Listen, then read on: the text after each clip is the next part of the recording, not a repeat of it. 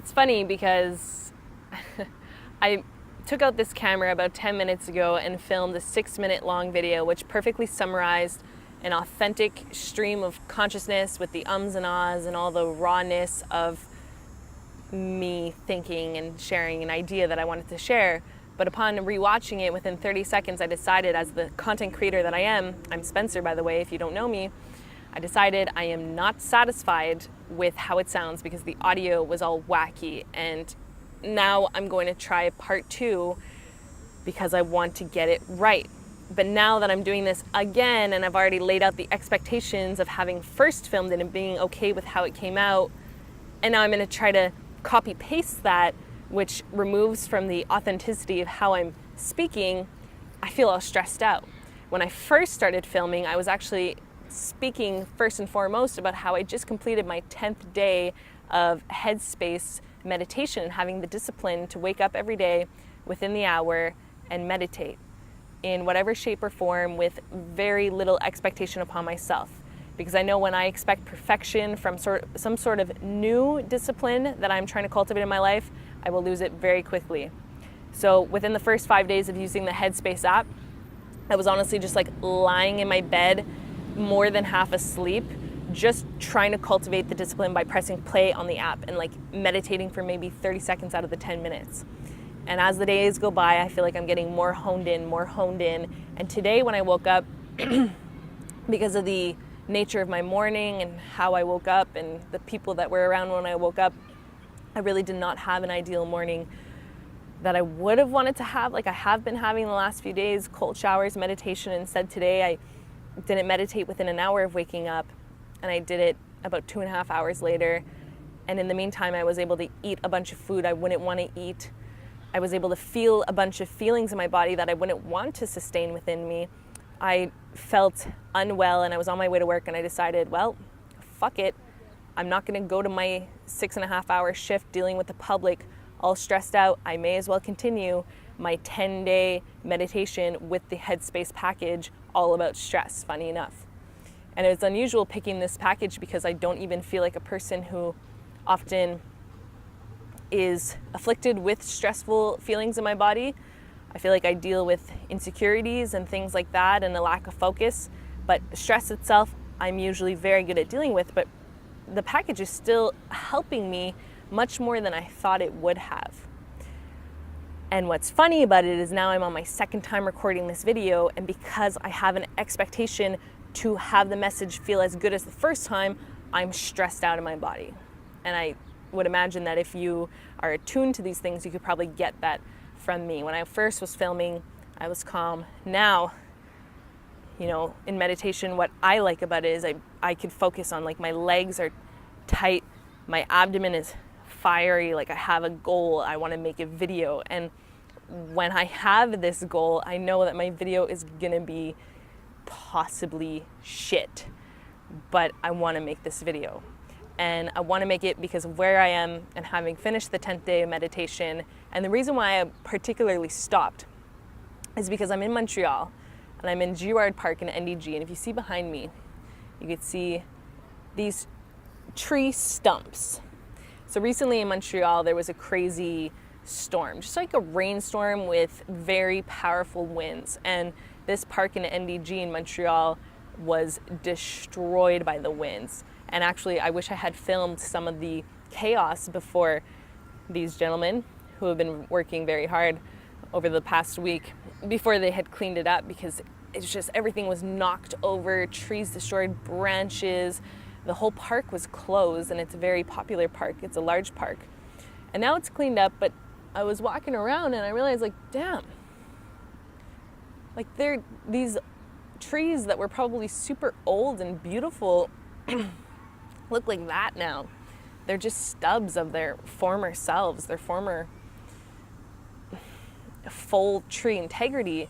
But what I was really saying damn about was how they still had, regardless of being destroyed, still had this integrity that I was drawn to. Like, you know, a whole storm can blow over almost the entire park and blow over nature, but there's still this like uprightness, this sturdy, like yeah, you can fuck with me as much as you can fuck with me, but look at me, I'm still so resilient. And it's something that I've really liked over the last few years, pondering a quote, which I continue to ponder as I grow old, by Ralph Waldo Emerson, and it goes, "Adopt the pace of nature. Her secret is patience."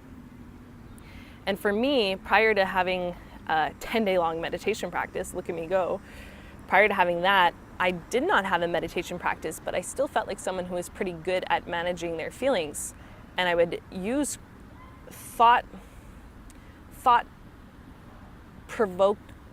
provoking my thoughts with quotes like that. Adopt the pace of nature. Her secret is patience. And it just makes me think, nature, it does what it does no matter what the fuck is going on. So even when it's destroyed by us, by people, by development, even when it's destroyed by itself, by chaos, it just is what it is, and it trusts the process so perfectly that everything will be okay.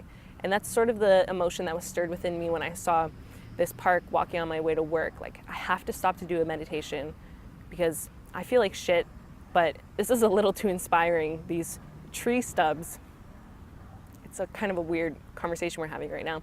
These tree stubs are reminding me that life and chaos will come at you. Disaster will be thrown in your direction. You will be literally blown over. You will. But trust the process and what's going on. Have patience. And while we're at it, let's take a seat in the park and sit down for 10 minutes and meditate and cultivate a space around us. Because what's going to happen in about half an hour is I'm going to show up for my work shift and the world is going to come at me. My customers are going to be feisty with me if they're in that mood, which is possible because it's a grocery store that I'm working at. The lines will get long, there will be rushes, there will be stress, there will be stress. But what I need is to trust the process and to know that everything's going to be okay no matter what, and to actively, and that's the point of meditation and why I want to share that I'm on my 10 days, encourage you maybe to try out 10 days with Headspace to make it easier, to actively create a space to keep me resilient when shit hits the fan, when trees are literally blown over that were super old and beautiful. And ultimately, as I like to mention in most of my videos, you will die. It's becoming a cliche, of course, but it's just my newest fascination is our mortality. It's driving me crazy. It's driving me crazy with a sense of passion that you will die. And not even in the sense that it makes me feel like live as if you'll dream as if you'll live forever, live as if you'll die today. It's not even that. I don't even think I live life to its fullest. But just the fact that it might all be taken away from me. I mean, it very much probably will be. I mean, eventually it will be, but sooner than later it might be all taken away from me and that we will die. It's one of the most thrilling thoughts when I'm in some sort of mundane task that commonly would create stress in life, such as at work, such as dealing with angry customers, such as dealing with rushes, dealing with family members, dealing with partners, dealing with your own insecurities in your head, dealing with being upset that I didn't meditate within the first hour of waking up today and instead meditated 2.5 hours later and allowed myself to do a bunch of shit I wouldn't want to do. And because of that, almost didn't meditate today out of a punishment. It's like, no, fuck it. I'm going to die. I'm going to die, and I'm not going to let people tell me that you're 22, you should be in school pursuing some sort of career path. I'm not going to let people make me feel bad for being a cashier at a grocery store, and instead I should be building my YouTube brand. I'm not going to let people tell me that there's some way that's better than what I'm doing, because I'm going to die and I don't want people to be stepping into my space. So this rant is very different from the first rant I made 10 minutes ago. It is coming from a place of stress, even though I just completed 10 days of the stress meditation with Headspace, but I guess it's just a thrilling concept, like, I'm gonna die, you're gonna die, we're all gonna die, so let's stop allowing people to push us around in life and just trust the process and go with what feels good for you and be a little bit fucking selfish. That's how I want to feel about it. Be a little bit fucking selfish. And you know what? I'm 22 years old and I'm thinking about my life a lot in the next decade. And the next decade of my life is going to be difficult because I plan to be very selfish on the basis that I will die. And just the other day I found out that an acquaintance from when I was living back in Whistler has died this weekend at 20 years old. And luckily, because I know this individual, I'm sure he wouldn't be happy to be dead.